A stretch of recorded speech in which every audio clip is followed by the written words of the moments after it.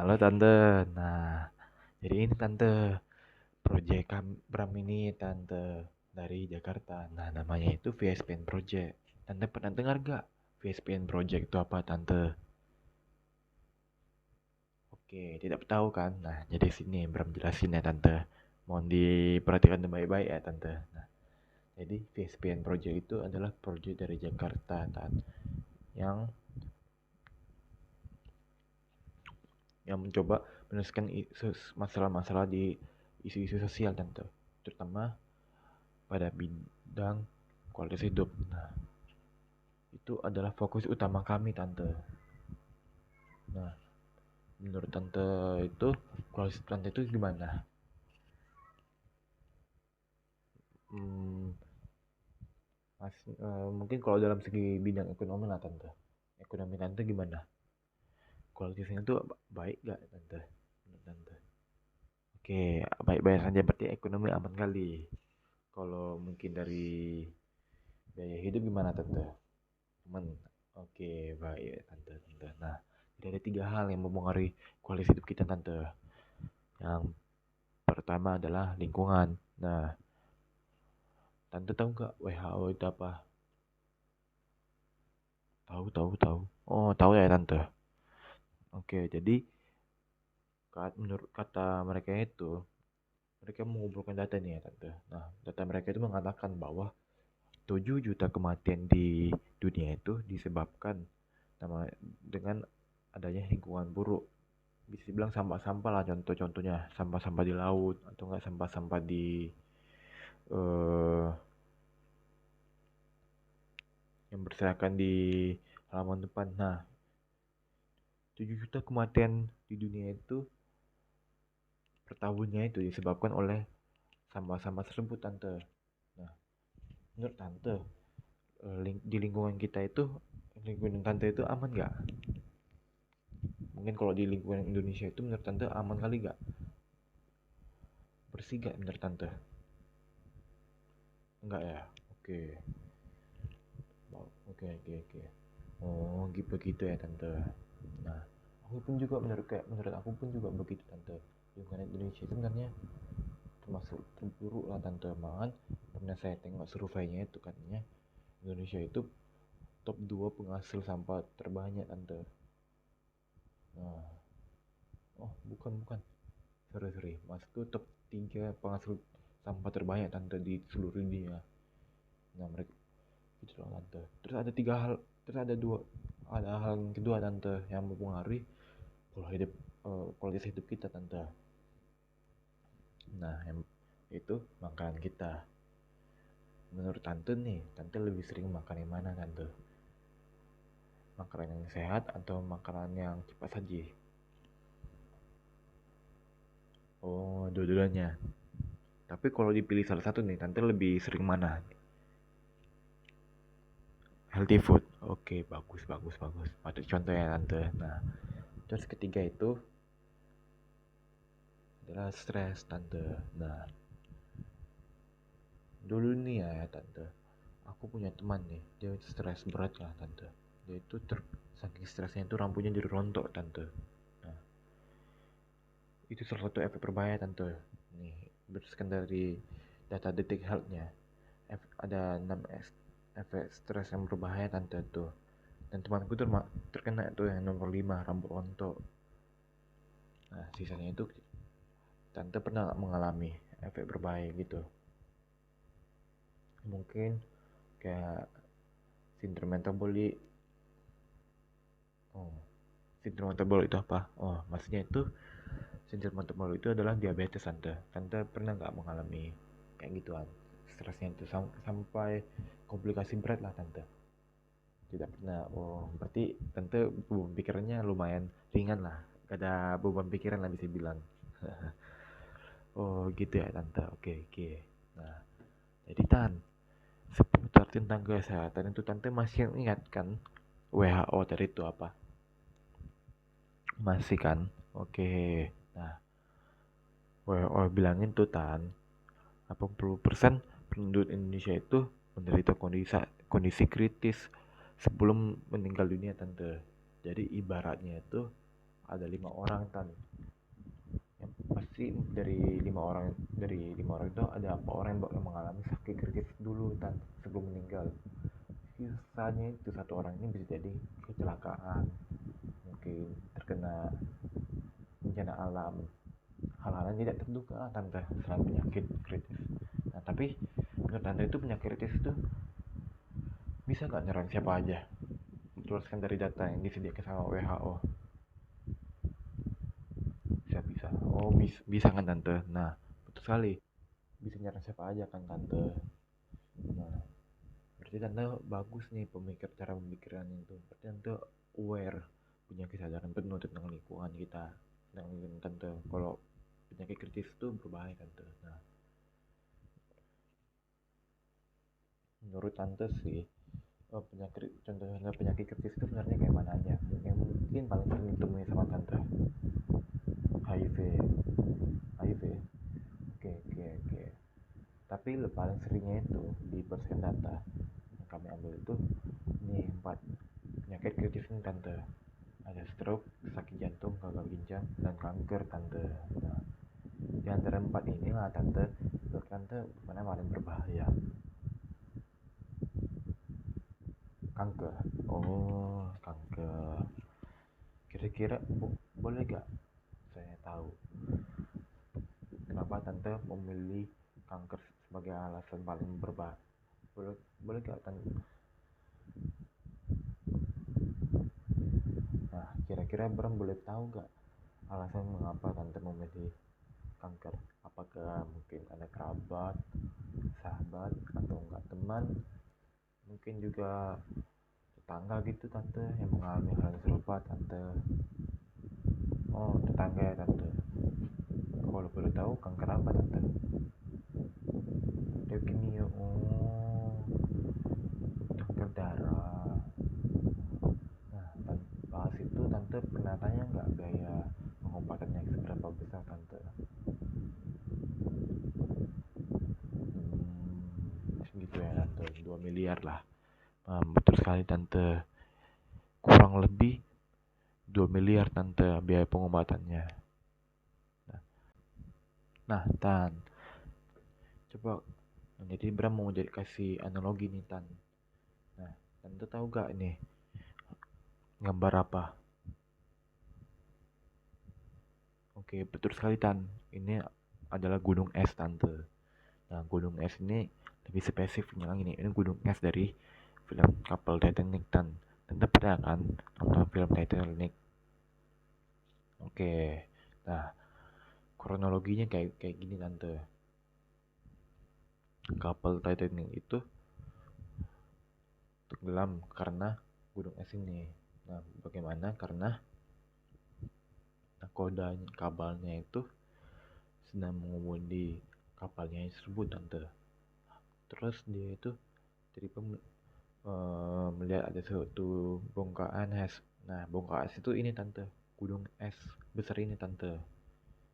Nah yang dia nampak itu cuma bagian atasnya doang tuh, jadi dia kira itu cuma kecil doang tante.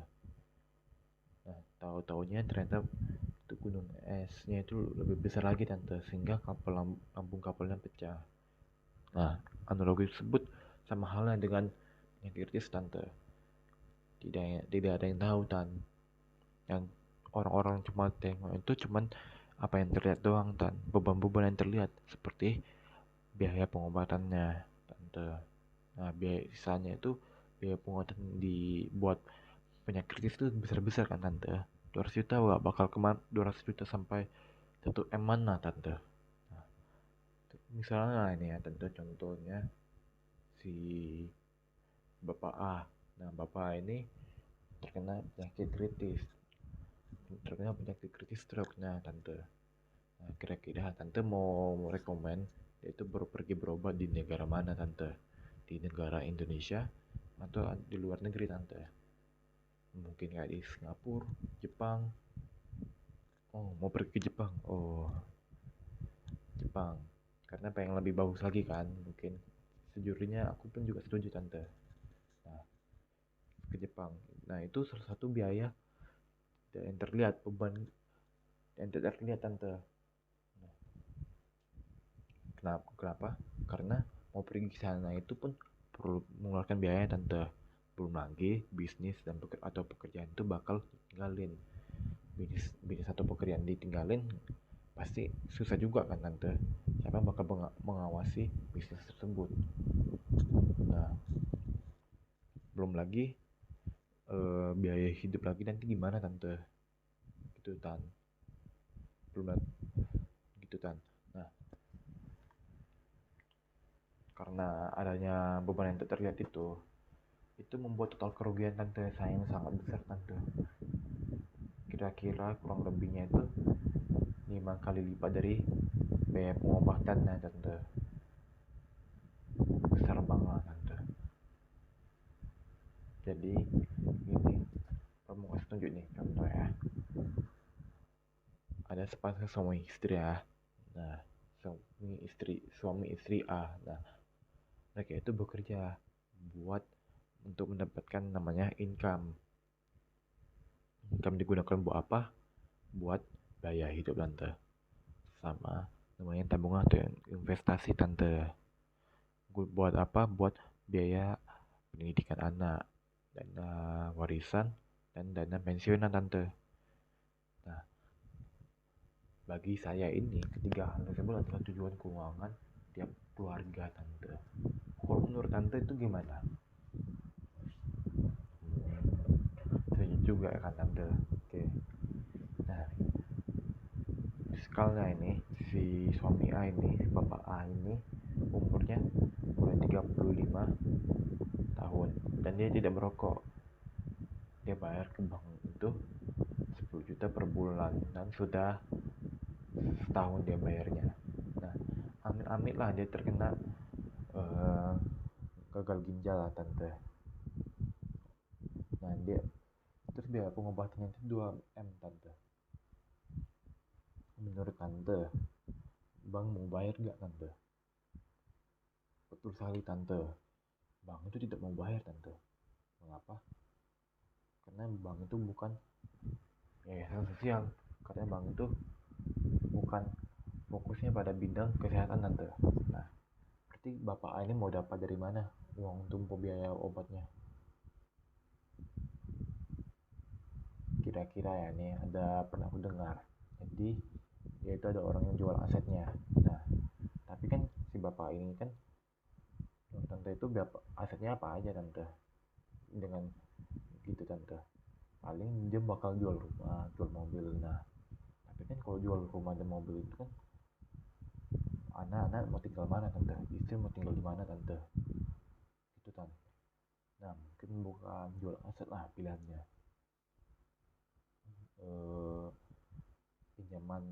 minjam lah tante. Nah, itu yang kedua.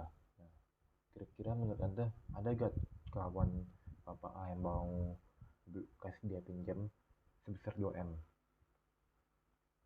Mungkin lah ada ya tante, tapi 2M itu besar banget tante.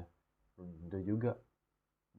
tentu juga si bapak ini bakal bisa balikin lagi, bahkan bisa jadi berbunga-bunga tante. Nah, jadi pilihan kedua itu pinjaman online atau pinjam sama kerabat tuh bukanlah pasti. Nah, terakhir itu adalah menurut aku tuh sumbangan. Nah, sumbangan tuh pasti targetnya besar-besar kan, belum lagi butuhnya cash tuh 2M. Kira-kira menurut tante bakal berapa lama di berapa lama harus nunggu ordinasi? Lama banget kan tante, sedangkan penyakit kritis tuh harus diselesaikan sekarang itu juga tante, atau enggak bisa terjadi kenapa-napa lagi tante. Oke, dari 3 pilihan itu kan tidak bisa, berarti bank itu bukan opsi yang terbaik tante, betul kan? Tentunya setuju kan sama saya. Oke, bank bukan opsi. Nah, terus bapak ini, misalkan lah bapak ini beli asuransi kesehatan. Oh iya, seputar tentang asuransi, tante punya nggak asuransi, atau pernah dengar asuransi nggak tante? Oh, nggak pernah ya tante. Oke, jadi misalnya bapak ini membeli asuransi kesehatan dan biayanya itu per juta per bulan. dan dia sudah bayar sudah setahun. Nah, amit-amit lah dia terkena kanker. Nah, kanker dan biaya pengobatannya itu adalah sebesar 2M. Nah, asuransi kesehatan mau bayar gak tante? Nggak juga, belum tentu juga tante. Mengapa? Karena asuransi kesehatan itu ada 2 jenis tante.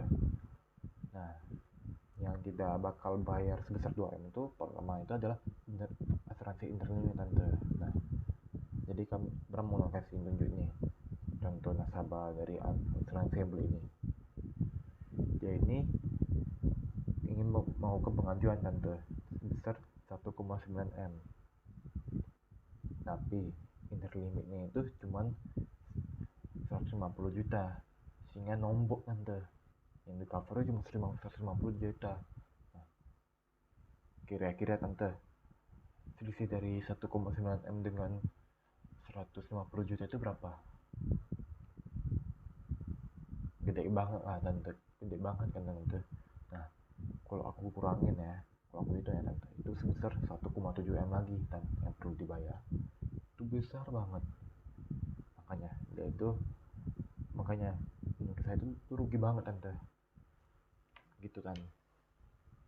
Itu 1,7M harus dibayar sendiri oleh nasabah itu loh sendiri tante. Nah, jenis kedua tante, asuransi sesuai tagihan. Tante tahu gak asuransi ini? Betul sekali tante, sesuai namanya. Sesuai namanya asuransi, yang asuransi sesuai tagihan. Nah, itu bakal bayar sesuai tagihan biaya pengobatannya. Nih, salah satu contoh nasabah membeli asuransi kesehatan ini. Dia ini terkena namanya leukemia, kanker darah kan tante. Nah, yaitu biaya pengobatannya itu tante sebesar 4,4M tan. Itu biaya yang diajukan sama dia tante. Nah, dibayar gak? Menurut tante itu bakal dibayar gak? Betul sekali, dibayar penuh, di cover penuh tante. Tuh, biayanya disetujui, cair 4,4M tan.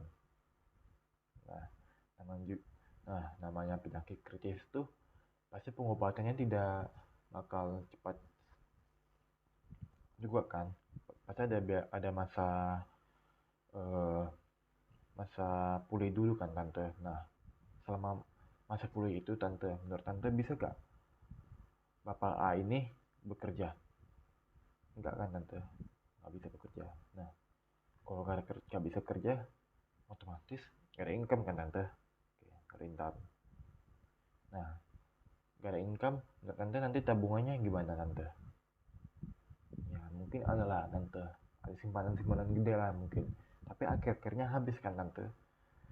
Bapak ini bakal habis tuh biaya tabungannya. Karena apa? Buat biaya hidup tante. Nah, biaya hidup tuh gak bakal pernah habis-habis tante. Itu pun akan selalu ada tante. Menurut tante nih, asuransi kesehatan mau bayar gak tante? Gak mau kan tante? Nah, betul sekali, asuransi kesehatan ini tidak mau bayar tante. Tetapi kami punya penawaran lebih bagus lagi tante daripada asuransi kesehatan ini tante. Nah, namanya itu FSP tan, Financial Stability Program. Tante pernah dengar gak FSP itu apa? Gak pernah. Oke, jadi aku akan kasih contoh ya tante. Nah, jadinya sama juga tante, seperti Bapak Adar itu. Dia udah bayar 4 juta per bulan, dia selama 1 tahun, terus terkena kanker, dan biaya pengobatannya 2M. Kira-kira FSP mau bayar gak tante? Betul sekali, bakal dibayar sama FSP dengan adanya kartu sakti tante. Nah, kartu sakti itu akan memberikan rawat inap, terus biaya di cover full sesuai tagihan, dan juga diberikannya kamar VIP 1 bedroom untuk seumur hidup loh tante, di negara-negara Asia dan All Australia tante. Nah, dia juga memberikan namanya income replacement tante. Income replacement itu apa? Itu pengganti biaya pengganti pendapatan tante. Sesuai nama tante. Dia itu akan memberikan namanya biaya pendapatan tante sebesar 1 M buat bapak A ini nanti. Nah, misalkan udah cair ini tante, si bapak ini udah cair lah kartu saktinya. Menurut tante, bapak ini perlu bayar lagi gak tante? Gak perlu. Congrats tante, bapak A itu gak perlu bayar. Umurnya itu 40 tahun gak perlu bayar, 50 tahun gak perlu bayar, 60 tahun gak perlu bayar, hingga sampai bapak A ini udah usia 65 tahun dan itu udah dijamin tante. Nah, terus dia kasih juga tante, amit-amit misalnya bapak A ini meninggal dunia tidak dan dipanggil Tuhan lah tante. Nah, bapak A ini akan mendapatkan namanya dana warisan yang akan diberikan kepada pewarisnya sebesar 2 M tante. Nah, 2 M itu besar banget kan tante. Belum lagi dia akan mendapatkan namanya investment return. Nah, investment return itu apa maksudnya? Semua biaya-biaya premi yang dibayar oleh bapak A ini bakal balik lagi ke pewarisnya tante. Nah, ada juga tante, dia mendapatkan namanya special benefit. Jadi special benefit itu apa? Rawat jalan di tahun ketiga tante, atau di bulan ke-25 tante. Kira-kira tante, di antara 3 pilihan dari itu mana yang paling bagus tante?